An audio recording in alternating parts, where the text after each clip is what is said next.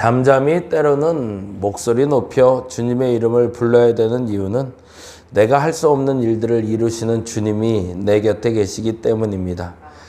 듣지 않으시기 때문에 소리 지르는 것이 아니라 내 마음이 어떤지를 표현하기 위해서 소리 지르는 것이고, 잠잠할 때도 하나님이 안 들어주실까 봐 잠잠하는 것이 아니라 내 마음이 어떤지를 하나님께 들키기 위함인 줄 아오니, 하나님 우리 마음의 솔직함으로 주께 나오게 하여 주옵소서. 그리고 그 기도에 주께서 응답하신 줄 믿습니다. 내 마음이 신실하고 내 마음이 진실하고 내 마음이 솔직하여 주님께 그 마음 들키게 하여 주옵시고, 그 마음에 부합한 결과로 주께서 채워 주시옵소서. 우리가 처한 자리에서 하나님의 영광을 위해 살아가는 저들 되길 원합니다. 하나님 함께하여 주시옵소서. 그동안 함께했던 우리 윤권사님 어느 곳에 있든지 주께서 지켜주시고 영육간에 강건케 하시며 피로도 채우시고 할 수 있는 일을 주께서 이루시사 그 몸이 그 노년에 근심할 일보다 감사할 일이 더 많게 하시고, 앞으로 그 빈자리가 채워질 때 주님이 기뻐하실 자리로 채워져 가게 하여 주시옵소서. 감사합니다. 고마우신 예수님 이름으로 기도드렸습니다. 아멘, 아멘. 오늘은 잠언 말씀 보는 날이고요. 제정 묵상하는 날인데요. 잠언, 잠언 말씀 보는 날입니다. 25장. 딱 잠언 말씀이라고 정해진 건 아닌데 월요일마다 우리가 제정 묵상하고 있거든요. 잠언 25장 13절, 14절을 봅니다. 25장 13절, 14절 구약성경 938페이지 여간에 있습니다.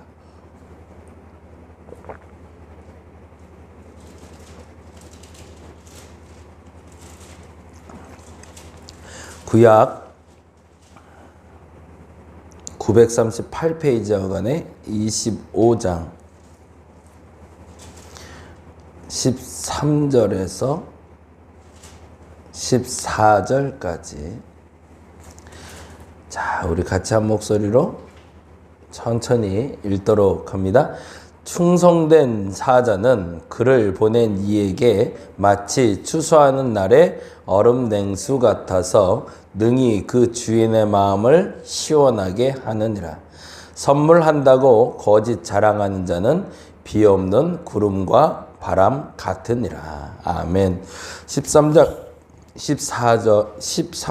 14절은 이스라엘의 기후에 맞춰서, 상황에 맞춰서 어떤 마음으로 사람을 만나고 있는지에 대해서 이야기하고 있는데요. 슬기로운 사람과 슬기롭지 않은 사람이 아니라 신뢰를 주는 사람과 신뢰를 주지 못하는 사람에 대해서 이야기하고 있어요. 그래서 신뢰를 주는 사람은 어떤 사람들인지, 그리고 신뢰를 못 주는 사람은 어떤 사람인지. 그래서 사람에게 믿음을 준다는 걸 얘기하는 거죠.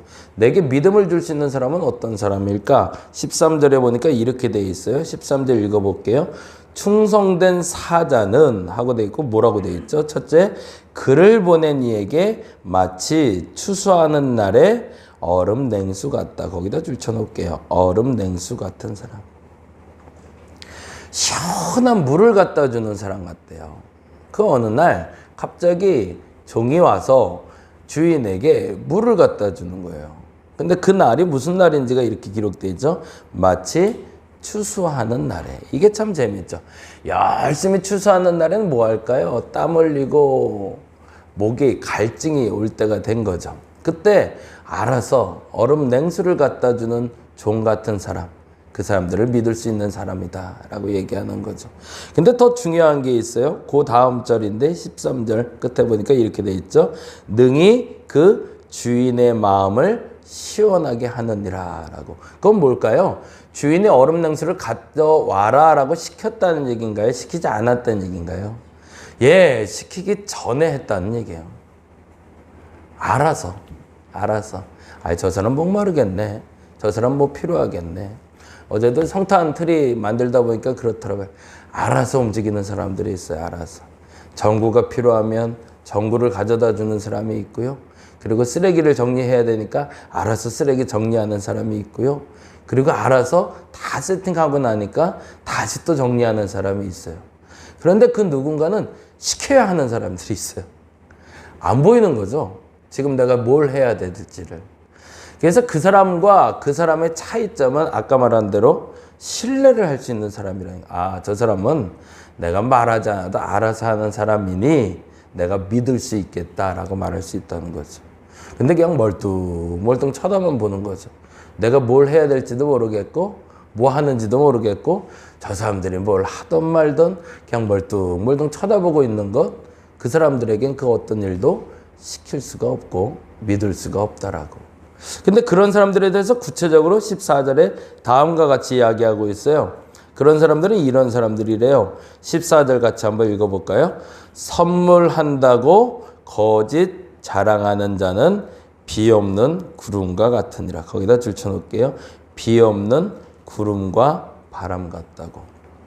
이게 참 재미난 표현인데 어느 날엔 비가 좀 와줘야 되잖아요. 곡식이 자라려면 비가 꼭 필요해요.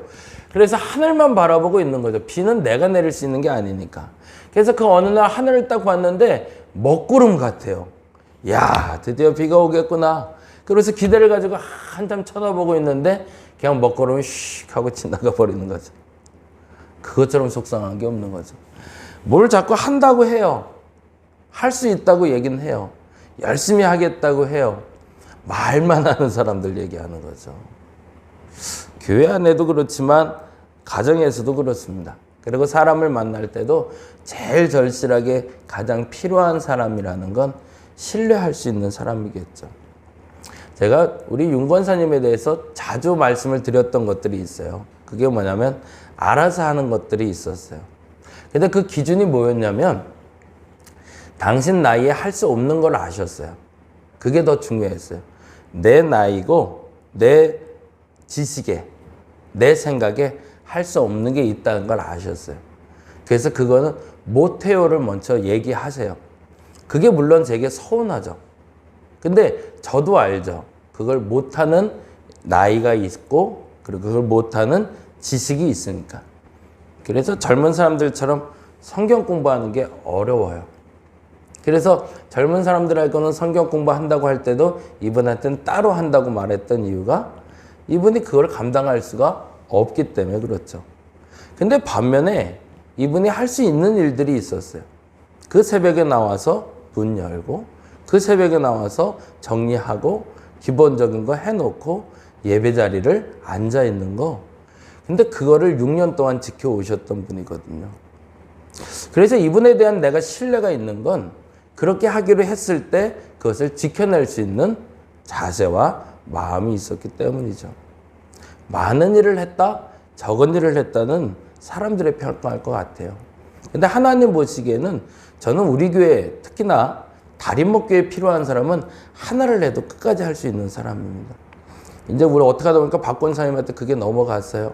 그래서 이제 박 권사님이 그거를 감당하셔야 될 것 같은데 그 일을 감당하는 데 있어서 작은 정성일 수도 있고 큰 정성일 수도 있어요. 그건 사람이 평가할 수 있는 건 아니에요. 근데 중요한 건 하나님 보시기에 내가 이 자리가 나의 자리인지 아니면 나의 자리가 아닌지를 구별해낼 수 있는 지혜가 필요하겠죠. 내년에는 이제 많은 일을 하지는 않을 거지만 그래도 내년에는 또 다른 변화가 있어서 각자의 자리에서 각자의 역할을 해줘야 될 겁니다. 그 믿음의 사람들이 늘어나면 믿음의 사람을 더 붙이실 거고 근데 만일에 그 믿음의 자리를 지켜낼 사람이 없다면 아직은 더 여물어야 되겠구나 라고 하나님 기다리시겠죠. 요 단어에 이제 하나 더 말씀드린 게 재정 얘기예요. 매주 월요일마다 재정 얘기를 하는데요. 집집마다 돈을 잘 쌓아가는 사람이 있고요. 돈을 못 쌓아가는 사람이 있어요. 근데 예전에 제가 그 전에 목양교회에 있을 때 우리 방성수라는 권사님이 저한테 한 얘기가 있어요. 집안이 그 집도 아버지가 목사님이셨거든요. 그래서 신방을 아버지하고 다니다 보면 보이는 게 있대요. 아이, 저 집은 잘 살겠다, 앞으로. 아이, 저 집 안 되겠네. 이 마음이 들 때가 있대요. 그리고 아버지가 알려주시더래요. 그게 뭐였을까요? 아주 단순했어요. 집 정결 상태더래요. 손님이 오던, 손님이 가던, 누가 있던, 누가 없던 엉망진창인 집이 있고요. 아주 좁은 집인데 정말 사골세방, 지하방인데도 깨끗이 정리하고 사는 집이 있더래요. 그러면 몇 년 지나서 보인대요. 항상 정돈되어 있는 집은 반드시 일어나더래요. 근데 집에 들어갔는데 저도 도남동에서 목회할 때 그 집 갔다가 야, 이 집도 좀 심각하다라고 했는데 이제 신방을 갔으면 기본적인 정리는 하잖아요. 근데 이렇게 발로 쓸고 들어가야 되더라고요. 집 앞에서부터. 물론 애들이 있는 집이긴 했어요. 그런데 발 디딜 데가 없어요. 발 디딜 데가. 그래서 이렇게 치우고 지하방에서 사시는 분인데 저 떠나올 때까지 그렇게 사셨어요. 어쩔 수가 없더라고요. 하나님이 물질을 채우실 때 보면 그 물질을 잘 관리할 수 있는지를 먼저 보세요. 그건 무슨 말이냐면 10평집에 살던 대평집에 살던 한평집에 살던 그 집이 나의 것이라 여기고 항상 정돈하고 질서를 잡아가는 사람은 아하, 너 한 평을 관리해도 이렇게 잘하는 걸 보니 10평을 줘야겠다라는 달란트 비유처럼 똑같은 말을 하신다는 거죠. 근데 안타깝게도 사람들이 보면 정리정돈의 문제가 아니라 이것이 내 것이라 여겨지고 관리하지 않기 때문에 하나님 그 사람 못 믿겠다라고 해서 물질을 공급을 안 하신다는 거죠. 저와 여러분에게 그 물질의 복이 넉넉해지기를 간절히 바랍니다. 그러려면 해야 될 게 있어요. 가장 먼저 해야 될 건 지금 내게 주어진 것이 내 것이라는 주인의식입니다. 그래서 주인의 마음을 읽었다는 말은 나도 일해보니까 주인보단 종이 더 열심히 일했겠죠. 추수할 때가 돼서 열심히 일하다 보니까 내 목이 마르거든요. 근데 종 생각엔 그렇죠. 내 목이 마른데 우리 주인의 목은 얼마나 마를까 생각이 들었다는 거죠. 그래서 그 주인의 목이 마른 걸 먼저 채우고 자기가 먹을 생각으로 얼음 냉수를 가져왔대잖아요. 그 말은 뭐예요? 그 더운 날 얼음이 녹지 않고 가져왔다는 걸 보면 즉각 주인에게 먼저 가져다 줬다는 얘기죠. 그러니 그 주인의 마음이 시원할 수밖에 없는 거죠. 2023년엔 그렇게 서로가 서로의 마음을 알아줄 수 있는 우리 달인 목회 되기를 간절히 바랍니다. 근데 무엇보다도 내게 맡겨준 그 영역 내에서 그것은 최소한 내가 다른 사람의 손이 안 타도록 지켜낼 수 있는 분들 되어주시길 바랍니다. 그렇게 될 때 그 자리가 그리고 여러분에게 하나님이 주실 복이 채워지기 시작할 겁니다. 그 복을 누릴 수 있는 저와 여러분 되시기를 간절히 바랍니다. 기도하겠습니다. 내가 지금 감당해야 될 것이 무엇인지를 잘 알게 하여 주옵소서. 무엇보다도 하나님이 내게 주신 지경을 잘 관리하고 청결을 유지하고 그리고 정리정돈하여 그 누구의 손을 타지 않고도 잘 유지될 수 있는 자리가 내게 맡겨진 자리 되게 하여 주시옵소서. 그 일이 맞을 줄로 믿습니다. 그렇게 감당할 수 있는 우리 되게 하여 주시고 맡겨진 바 충성된 종 되게 하셔서 그 지경이 점점 넓어지고 그 깊이가 점점 깊어지는 우리가 되게 하여 주시옵소서. 감사합니다. 고마우신 예수님 이름으로 기도드렸습니다. 다 같이 기도하고 돌아가겠습니다.